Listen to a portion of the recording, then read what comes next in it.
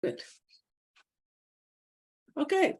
Well, good morning, everybody. Welcome. It's November the 8th, 2022, and this is Coffee with CARP programming.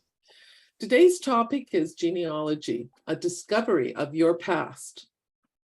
Morning, everyone, and thank you for joining us today. My name is Doreen Sitter, and together with Wendy Johnson, we will be your hosts today. A reminder to all attendees that we do record these sessions to be posted at a later date. So if you wish, just turn off your video if you don't mind, if you don't want to be seen, but you will still be able to participate in the discussion. Everyone should be on mute when our speaker is speaking, but feel free to unmute and raise your virtual hand or place a question in the comment or chat box when you want to join in on the discussion. This is a sharing session that we hope will be fun for you to join in, and all thoughts and comments on the topic are very welcome. Well, have you ever wondered about all the events, adversities, and triumphs that your family has experienced that created the family you know today? Where do some of your long-standing traditions, beliefs, and sayings come from?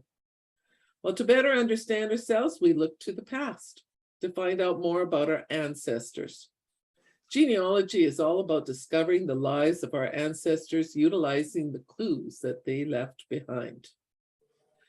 With us today is our guest, Cindy Paradis, from the Saskatoon Genealogy Society. Welcome, Cindy. And thank you for taking the time to spend and share your information on genealogy. So, Cindy, I understand you've been involved in genealogy for what, I believe about 30 years, if I'm not correct. Yeah. Yes. So what is it? I'm going to get you started here. So what is it that sparked your interest, and how does one get started? Well, I first became interested in genealogy. I'd always been interested in family, but never got into genealogy until after my mother passed away in 1990. And then at that time, I had just my dad was still living, and I had one grandmother, and I had a few aunts and uncles, but most of my family was deceased by that time. And I had purchased a new computer because I was starting work at the library, and I had done some computer training and whatnot, and I thought, well, I'll forget everything that I learned if I don't have a computer at home. So I bought myself a computer, and there was a program. It was a shareware program, a genealogy shareware program on the computer. And I started filling out the forms and realized that I really didn't know as much about the family as I thought I had known. So then I started asking questions to my grandmother and my father and aunts and uncles that I could find, and recording what I knew or thought I knew of the family at the time. And when I started working at the library, I saw that they had a great deal of information for Ontario research, was where my family came from, was Ontario. And I was checking out the microfilm and whatnot one day, and there was a genealogist there, and he was showing me what everything was.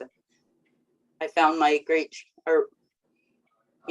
grandparents' marriage record that day in the index, and I was hooked.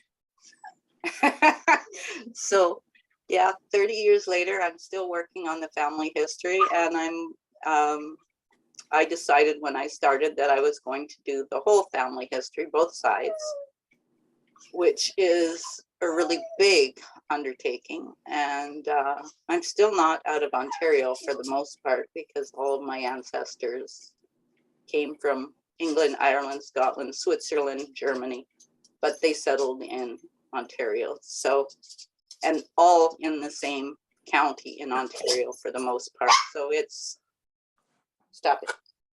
It's been a lot of work. But getting started, okay, I'm going to share my screen here. And this is just how to get started. It's not going to go into depth on genealogy because it's such a big topic that we would be here for the rest of our lives. Anyway, what is genealogy? People ask what genealogy is, and genealogy is the study of our pedigree, tracing ancestry through the generations. It's a record or a table showing our ancestors and their descendants. It's linking family to certain ancestors, showing names, dates, places, and vital events. Genealogy is the bones of the family. Family history is putting the meat onto the bones. Family history, genealogy is just your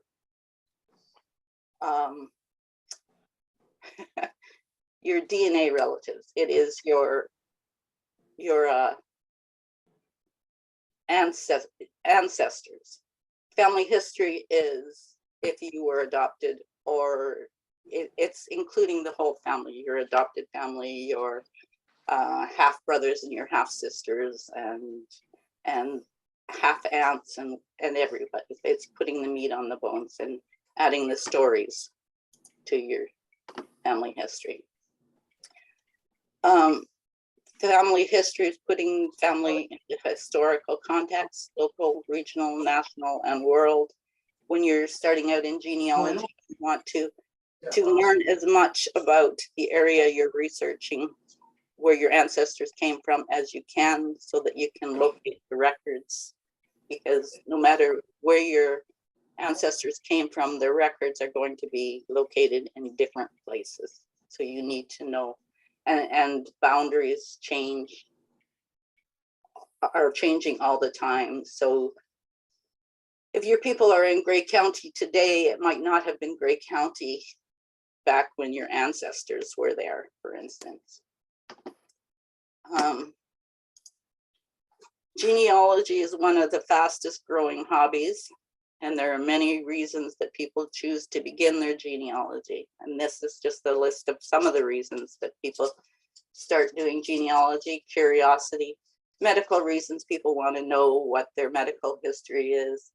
A relative may have just passed away and you want to know more about their life. Today, students do school projects. When I was going to school, there was no such thing as a family history project. I might have gotten interested in genealogy back then, had that been the case, but it wasn't. People do genealogy to gain membership in a certain organization, to learn about one's ethnic backgrounds, to learn about one's heirs for legal purposes. There are people that do it for a living, for a change in careers. How far back can a person go on their family history is a really difficult question to answer because it's going to be different for everybody. Methodology is the same for everybody, but depending on where you're researching, they may not have the availability of records that another place may have. There's fires all the time. Records have been destroyed because of fires. Different areas may have been recording births and deaths long before other areas were. I think of genealogy as a big jigsaw puzzle. It contains an unknown number of pieces, and it doesn't come in a box. And you don't know where you're going to find the pieces or when you're going to find the pieces. They just, you find one document, you find one answer to a question, and it leads you to another question. And when you're looking at the records, if you find a marriage record, for instance, I'm not satisfied with finding one marriage record for the same record, so the same marriage. I have to find every marriage record that's out there. I want to find the church record. I want to find the government record. I want to find the newspaper clipping of that marriage. I want to find anything that's going to mention that marriage, because every source you find is going to have another piece of information that the record before that didn't have.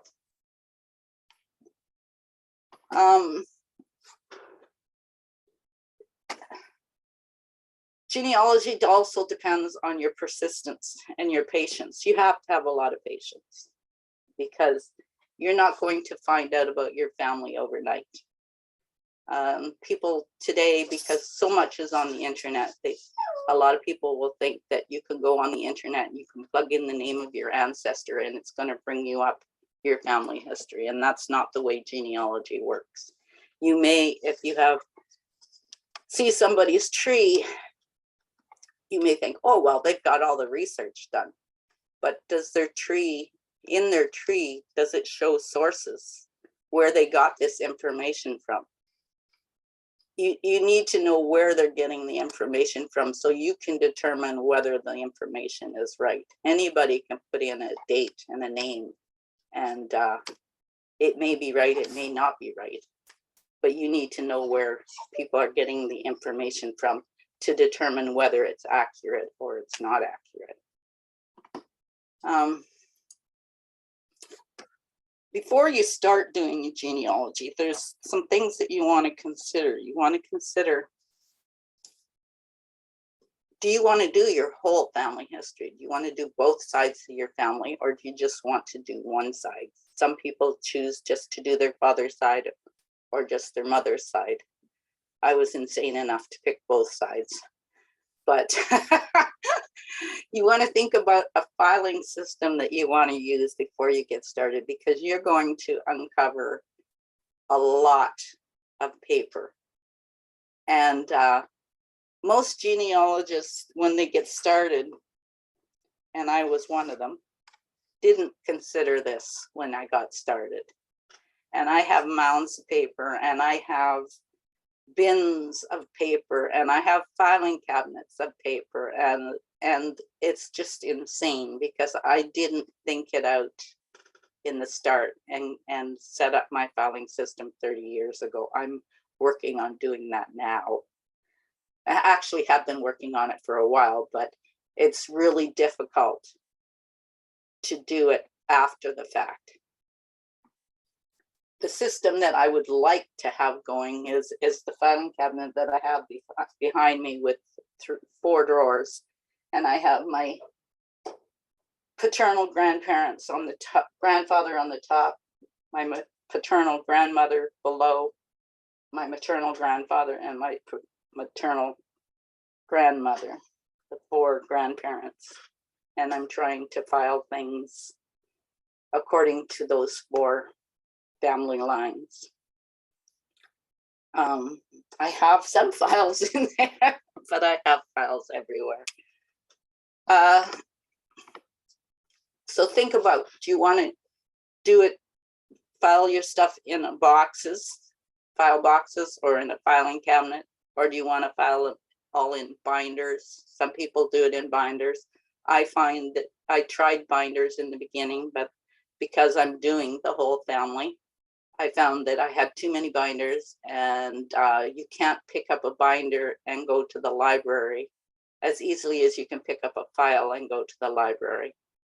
And even that's not easy, but because a lot of people now, there's so much on the internet that they think everything is on the internet. Everything is not on the internet, and everything will never be on the internet. That you will still need to go to libraries, you will still need to go to archives to find information. And there may be parts, the archives may have some things on the internet, but there will be things in the archives that are not on the internet. So you really need to travel and find what you can on the internet, find what you can on the internet for free, but it's not all going to be free either. This is just a little chart that I did to show how quickly the number of people you're researching is going to add up. And this chart is just your ancestors. There's you, and then you have 2 parents, and your parents each have two parents, and their parents each have two parents. So by the time you get to the 8th generation, to your 8th great grandparents, you got a total of 2,046 ancestors. And that's just the ancestors. That's not the brothers and the sisters and the aunts and the uncles and the cousins and the spouses and the children that you're going to be collecting information on as well. So if you do decide to do both sides, this is what you're looking at. If you're going to do just one side of the family, then you're going to have half those people when you get to that generation. But yeah, this is just ancestors alone. And a lot of people, when they start, they say that they just want to know their direct ancestors, that they don't want to do the whole family history and learn about all the brothers and the sisters. But truthfully, if you do that, it's going to take you probably longer, because connecting each generation, you have to find the documents that have the information on them. But your ancestors' document might not have that information on it that you're looking for, like a mother's maiden name or something. But his brother or his sister's documentation may have that information. Again, in one example that I can give you, my great grandfather, I was looking for his marriage record. And he had 8 siblings. And I had found the marriage records of all 8 of his siblings, with the exception of one who, she disappeared in 1881, and I don't know what became of her, but I've never been able to find a marriage for her. But he had 2 sisters that were married twice, and I had both their marriage records. And I had all the other siblings' marriage records, but I could not find his marriage record. For the life of me, I could not find it. I searched high and low for, probably a good 15 years before I finally got it. And it was because I had found all the other records that I was able to find his. I sat down one day with all the marriage records to find a common denominator. And I was looking at them, and I saw that 75% of the time the siblings were married by a particular minister. So then I was reading a book about researching in the place where I was researching, and the book had information about where this minister's records were today.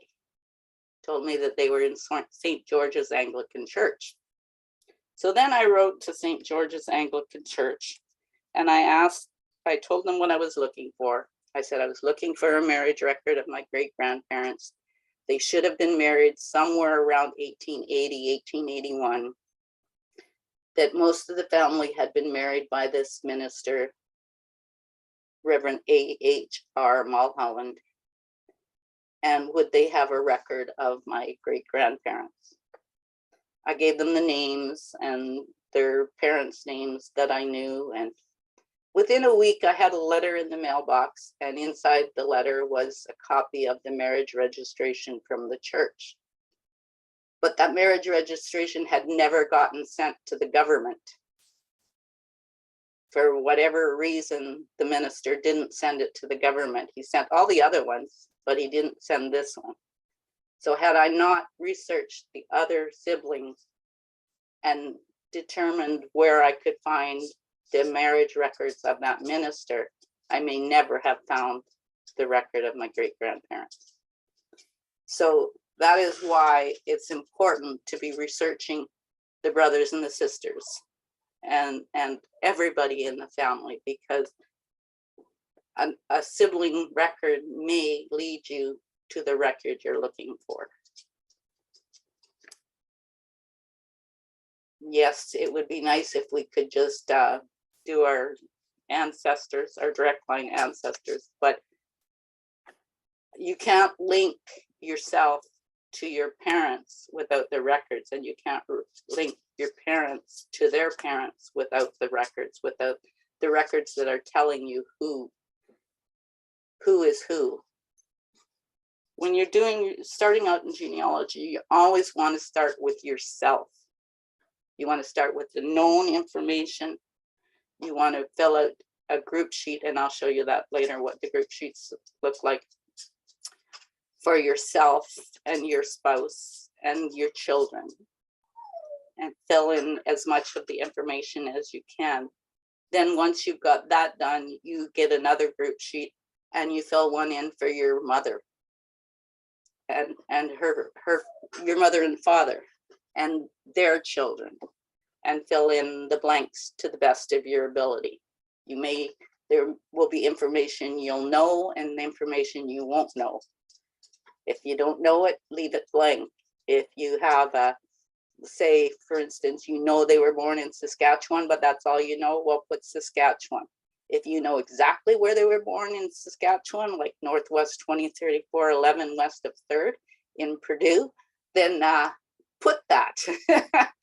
You want to put, when you're filling out the forms, you want to put the whole address, the whole place they were born. But if you don't have it, you put what you have, and then you use the documentation that you're going to be researching to get the rest of it.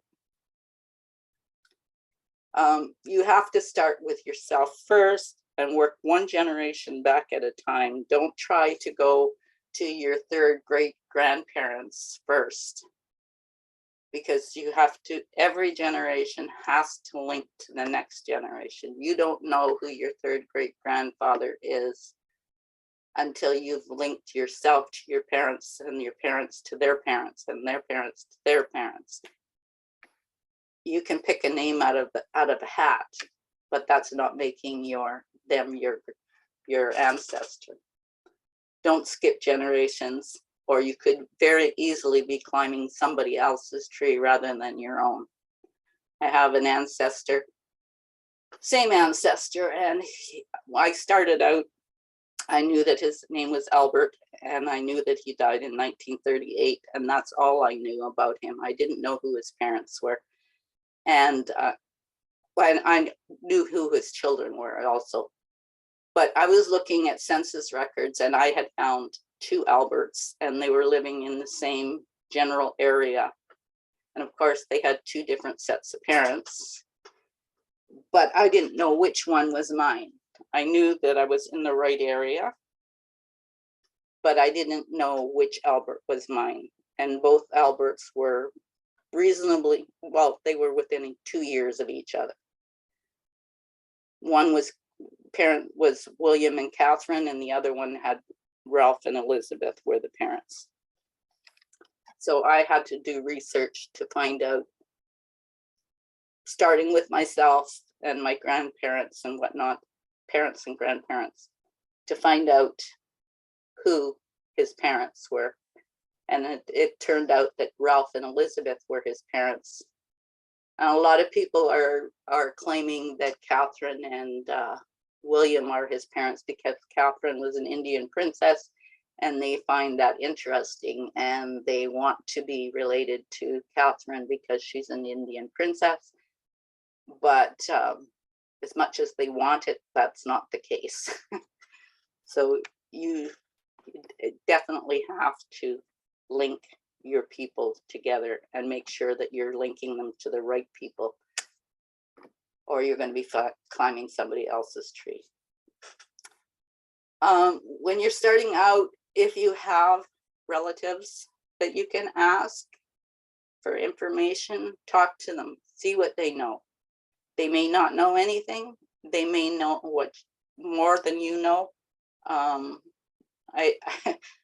My brother, I was telling him one day about the land that my grandparents lived on, and thinking he didn't know. I had searched for this information for quite some time. And I was telling him about it, and he says, oh, I knew that. But had I asked him a question about that, he would have been able to answer that for me. But no, I went the long way and researched it myself, and I could have saved myself a lot of time. If you have family Bibles around the house, or you know somebody who's got a family Bible, see if you can get access to it. If you've got parents who maybe have passed away and you have boxes of things that belonged to them that are packed away that you haven't looked at, maybe go through those boxes and see if there's documents in there that are going to answer some of the questions you have. See if there are obituaries or marriage certificates or birth records. You never know what you're going to find. When I started out with the baby books that my parents had. They had a family Bible, but there was nothing in it other than a few pieces of paper shoved in there, which were helpful. My dad, he didn't grow up with his family because his mother died when he was 9 months old. So he didn't know a lot about his family, but what he did know, birth dates and death dates and whatnot, he had written on a little piece of paper in his wallet. And he gave that to me when I started doing research, which was very helpful. It didn't answer all my questions, but it answered some. So definitely talk to any family members. It doesn't matter if it's your parents or your grandparents. We don't have parents and grandparents these days at our age a lot of times, but we have maybe brothers and sisters. Maybe we still have some aunts and uncles out there. Maybe we have some cousins who might be doing some research on the family already, and they might be able to help you out. Definitely be talking to other people and looking at things that you might have in your house. When you start out recording your information, always start by recording your sources also. Your source might be just, my mother told me, but write that down. If you have a birth record, write down that you're getting the information from the birth record. And what kind of birth record is the birth record? Is it a certificate or is it a registration? Is it a birth record from the family Bible? You want to record where you're getting the information. So in the future, you don't waste time by going back to those records because you've already looked at them. Sometimes we look at them again anyway, but because we're looking for something different. But you save your time by not repeating the research if you keep track of where you're finding it in the first place. And you do want to find the document again if, like I said, you didn't look at it closely the first time and you're looking for something else.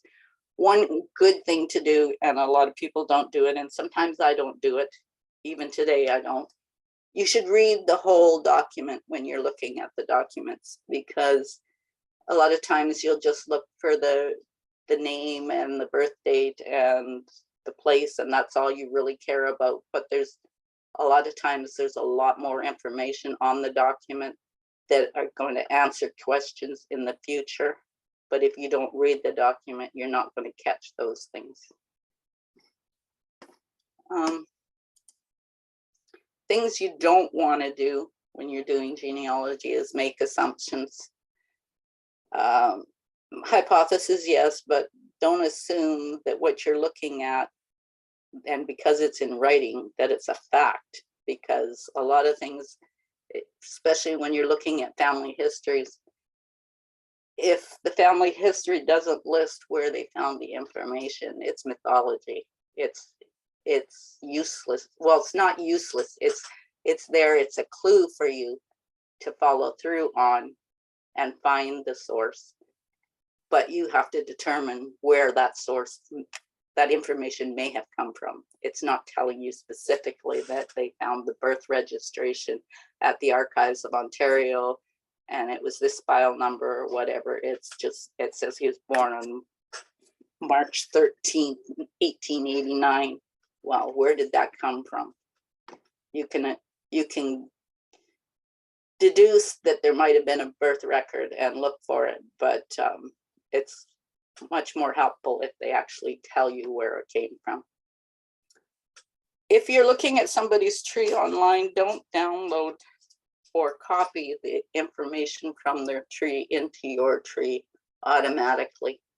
Look to find out what sources they used, if they used any sources, and determine for yourself if that information is correct or if you believe that it is correct before you put it into your tree.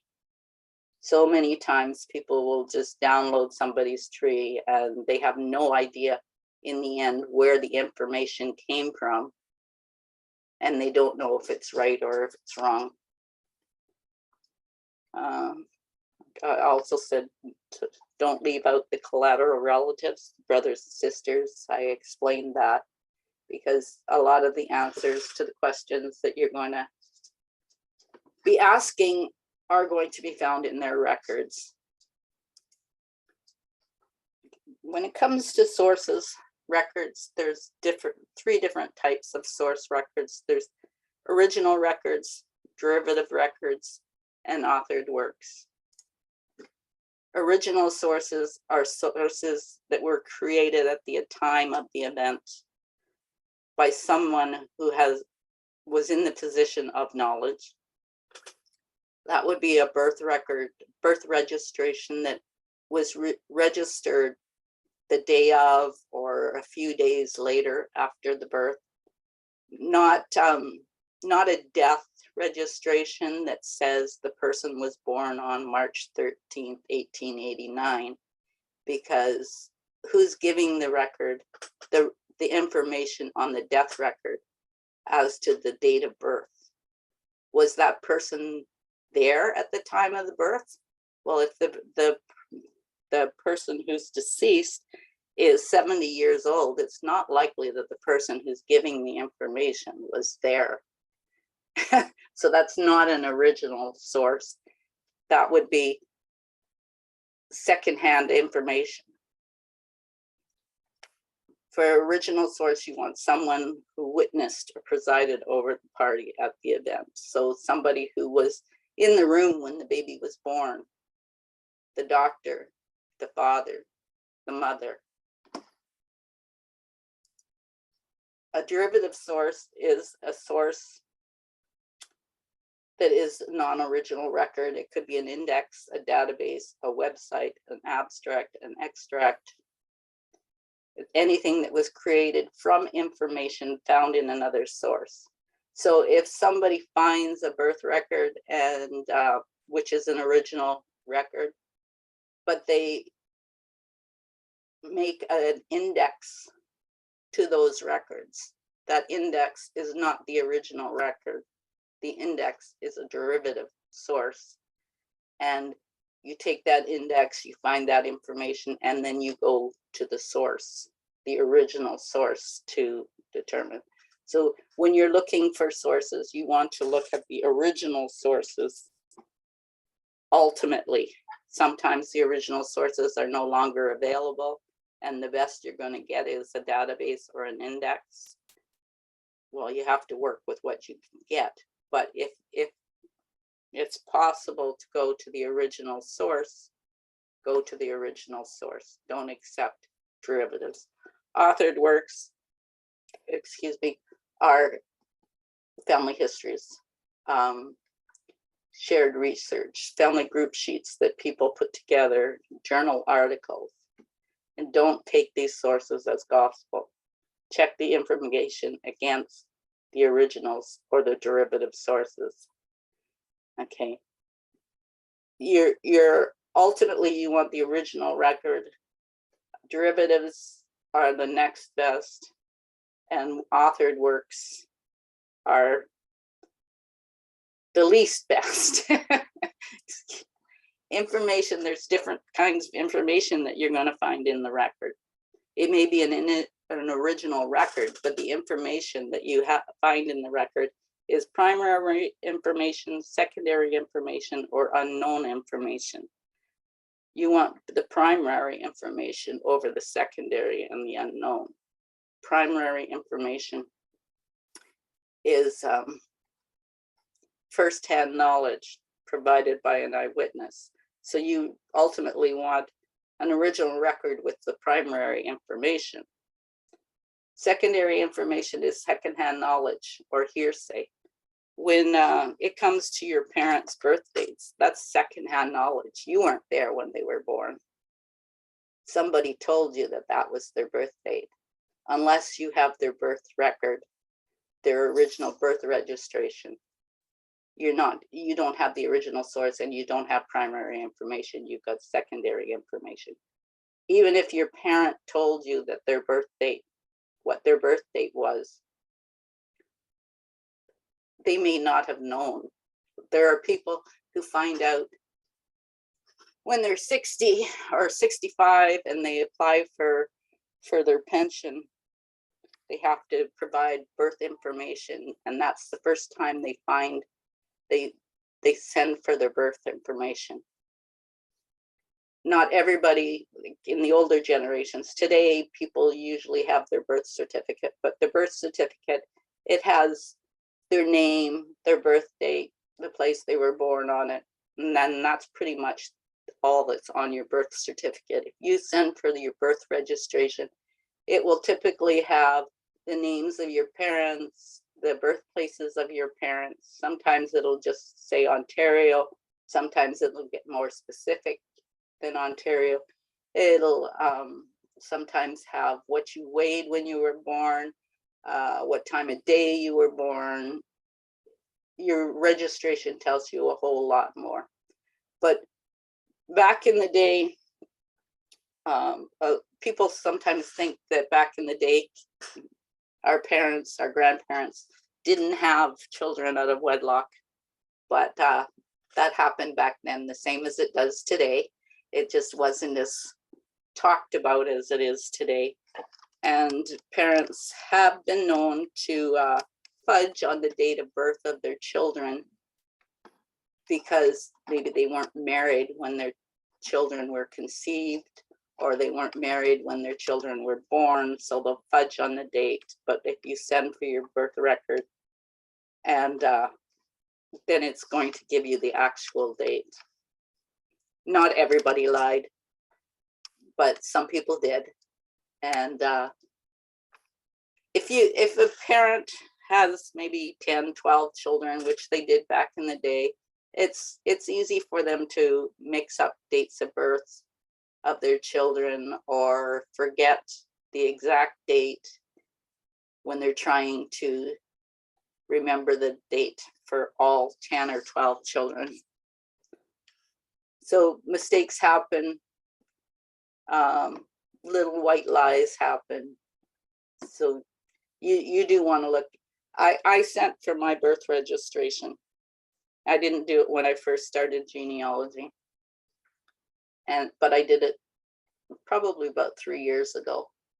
And everything that I was told was what the birth registration said, with the exception of my birth weight.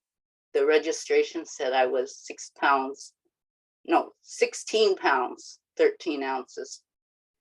I was 6 pounds, 13 ounces when I was born. And I told my dad that my registration said I was 16 pounds, 13 ounces.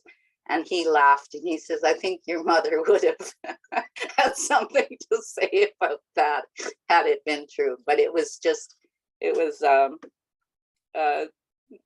somebody put a one accidentally, just a tick mark that made it look like it said 16 pounds, 13 ounces. So even the original documents, you're going to find things on there that might not be right.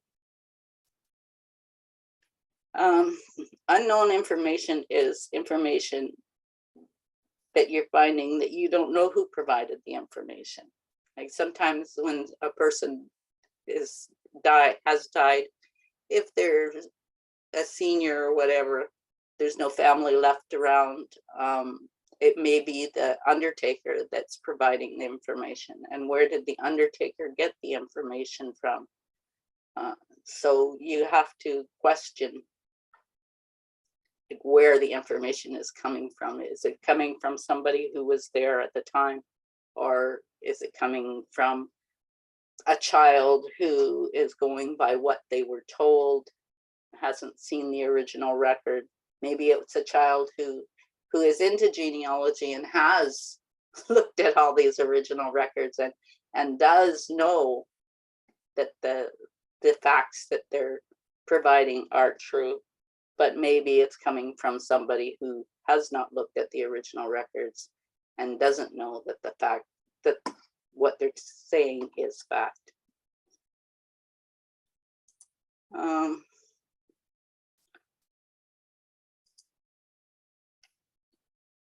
I think I missed some. Okay. Sorry about that. Okay, when it comes to evidence, there's also 3 types of evidence: direct, indirect, and negative evidence. Evidence will answer, direct evidence answers your question outright. If you're looking for a birth date, direct evidence is going to give you the exact birth date. Indirect evidence is going to give you a clue. It might say 1889 March, but that doesn't give you that's indirect evidence. It's leading you to a clue to look for the direct evidence. And negative evidence will provide neither the answer or a clue. Okay, so you're looking at a death record and there's no indication in the death record that of the birth date at all. That's negative evidence. If you're looking at, say, an obituary and it says the person was 78 years old when they died, that's indirect evidence that they were born 78 years before the date of death. So you can look for a birth record based on that evidence. The obituary may say directly that he was born March 13th, 1889. It's answering the birth date question outright, but that's not the original source. So you want to go to the original source to find the birth certificate, or not birth certificate, birth registration, to prove that that information in the obituary is actual fact. Am I making sense? Cindy, we're kind of being pressed for time here. Is there anything, because we want to leave some time for people to ask you some questions.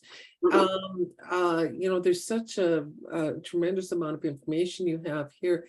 But I do want to, is there something critical in the next slides that we could go to and then leave ourselves some time to ask for people to ask you questions? Yeah, I'm just going to go with this dates. When you're recording the dates, it's important that you record the date in the proper way. Don't record the date as 050383 because people aren't going to understand what that means, and you may not understand what that means in the future. That could be March 5th or May 3rd. Could be 1983. It could be 2083. And even if you write out the full year, you don't want to use all numerals. When you're writing the date, you want to put the 5th of March. It doesn't have to be written March in full, just could be MAR, and the full 4-digit year so that people know what the date is. They don't have to guess about it. Like when you're writing all digits, if it's the 24th, well, you know that's the 24th day. But if it's the 9th, you have no idea whether it's the 9th of March or September 3rd. So it's important that when you're writing the dates to do it in the correct format. The day, the month written in full or at least 3 letters, and the year in full. So if anybody has any questions, we can get into that. One thing I've said, I mean, so far I've got about 8 or 9 points that I thought, my gosh, this is just excellent points. You know, your filing system, you know, recording as you go, reading the whole document. Don't make assumptions, confirming information before you accept it, and date format, etc. I found all of those points to be just really interesting to know, to help you steer you in the right direction. So I'm going to open up the floor. Is there anybody that has a question? They can either put it in the chat or just unmute yourself and ask Cindy directly.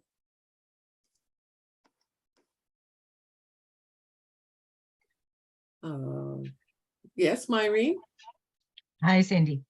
Hi.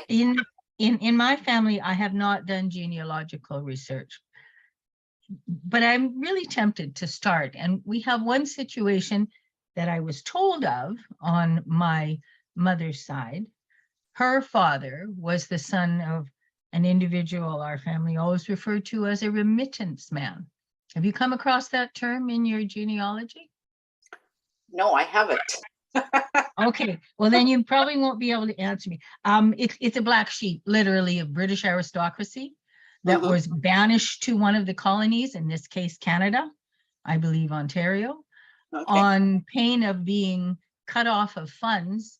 They had to totally change their identity and never admit or, you know, give out information as to their family name. So Mhm. I'm thinking maybe there's tricks out there for people who are in that same situation, you know, to work around that prohibition. And you might have seen it, but if you haven't, you haven't, that's fine. Yeah. Yeah, we had 2 black sheep in the family because he married an Irish girl who was pregnant out of wet club, one of those ones that had, you know, babies without, oh, yes. And so you can imagine my history. So I can get away with a lot and say, you know, it's blamed on my ancestry. It's all in my genetics. Yeah. Okay, you know, so I just thought I'd ask.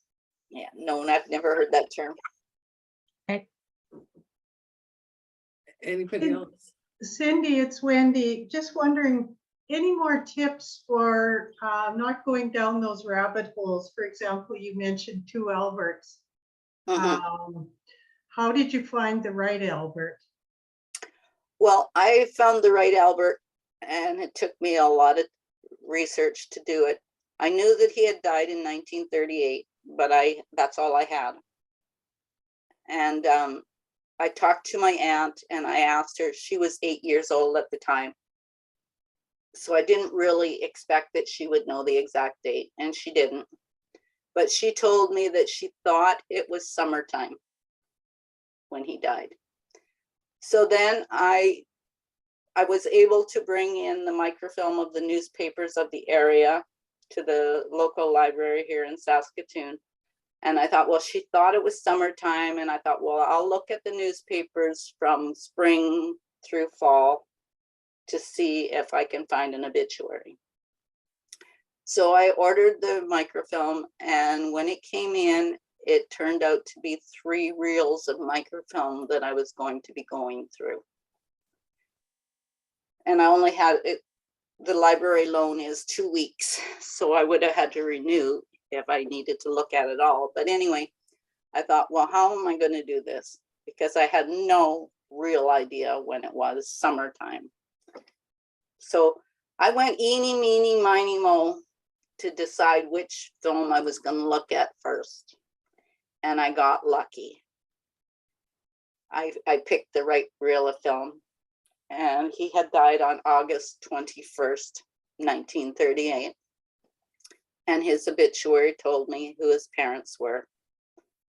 And at the same time, I had written to the Ontario government to get a death registration. And I told them everything that I knew. I told them his name.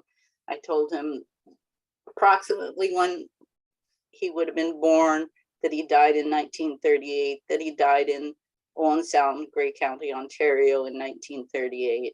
And after I found the obituary, I got the registration in the mail for his death, and the registration for his death also told me that his parents' names were Ralph and Elizabeth. So that's how I found it. But it took me I would say about 9 months before I had the actual answer, from the time that I ordered the microfilm of the newspaper and got it and found it, and then got the death registration. And a funny story there was, I had looked for my mother's birth registration or birth notice in the newspaper after that. And had I looked at for that birth notice in the newspaper before I had gone to the trouble of trying to find the death date, I would have found my great-grandfather's obituary in the newspaper 2 days after she was born.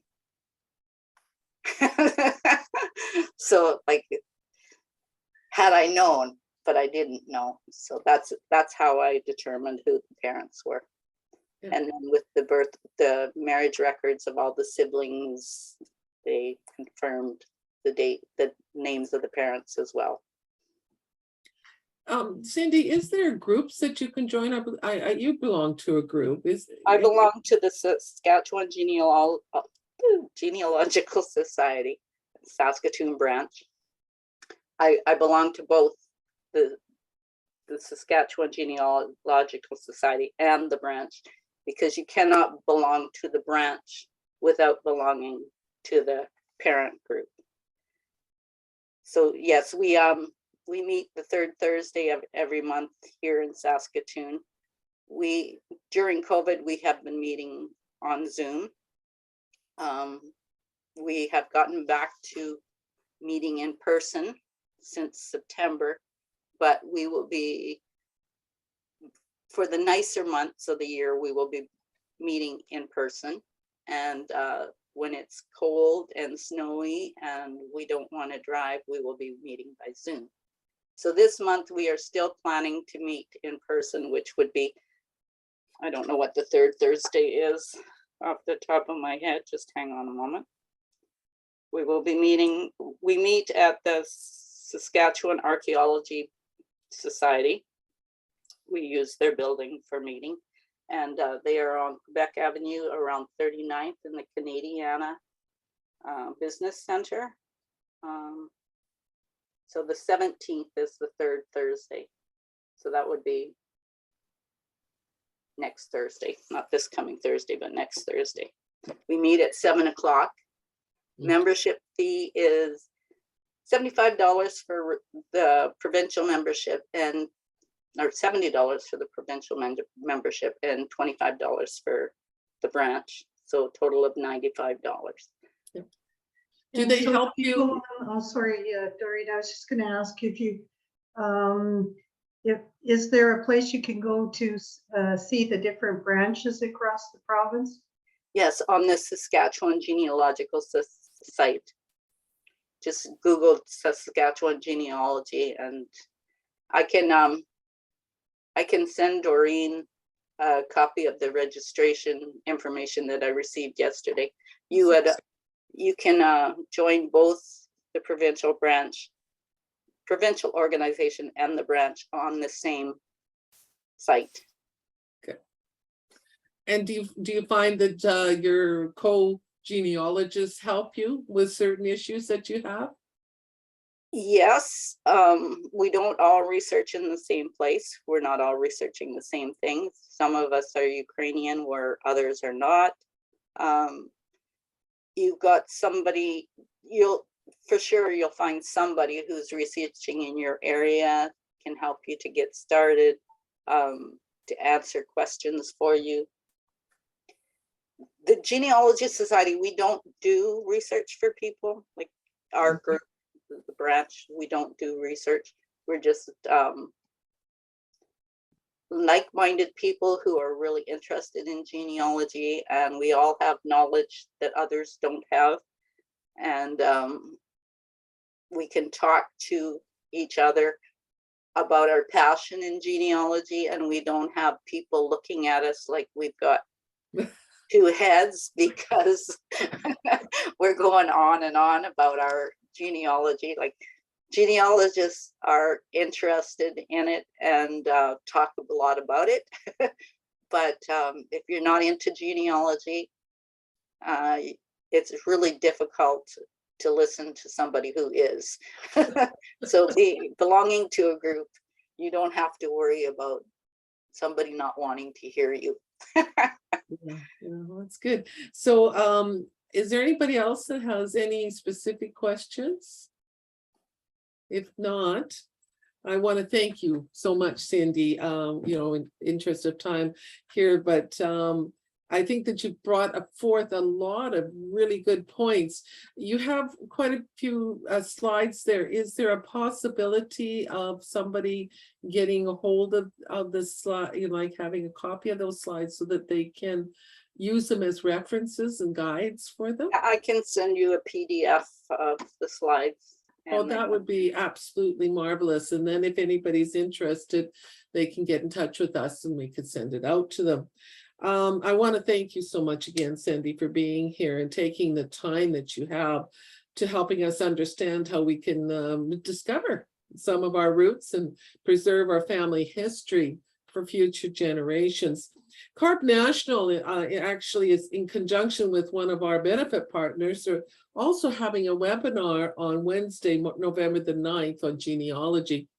And if you'd like to attend that session, see our Facebook page or email sk@carp.ca and we'll send you the information. And to attend that session, you will have to register, and how to do that will be in the email or on the Facebook page. Do you want to know a bit more? Well, if you have ideas on topics or you would find interesting to know more about, and we would welcome welcome a chance to chat about them over coffee, please forward them to sk@carp.ca. Attention, Coffee with CARP. And if you want to know a little bit more about our group CARP, you can email that same address and we'll certainly send on some information. Please feel free to let others know about this programming, Coffee with CARP, and we will be having monthly sessions on the first Tuesday of the month at 10 a.m. You do not have to be a CARP member to join us at these Coffee with CARP sessions. Our next session is on December 13th, 2022. It's called Snowbirding, and what do you need to know about flying south during the winter? Wanting to get somewhere warm during those winter months? Well, Coffee with CARP will be exploring the ins and outs of snowbirding. What are the facets of this lifestyle? What are the do's and don'ts? And what challenges you may face as a snowbird? Meet two very well-seasoned snowbird guests, and so bring your questions. I'm going to leave you with a couple of quotes here. One is a Chinese proverb. To forget one's ancestors is to be a brook without a source, a tree without a root. But I particularly like this other unknown source. Some family trees have beautiful leaves, and some have just a bunch of nuts. Remember, it is the nuts that make that tree worth shaking.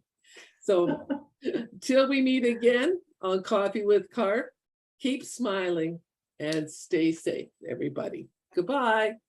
Bye. Thank you, Cindy. Thank you very You're much. welcome.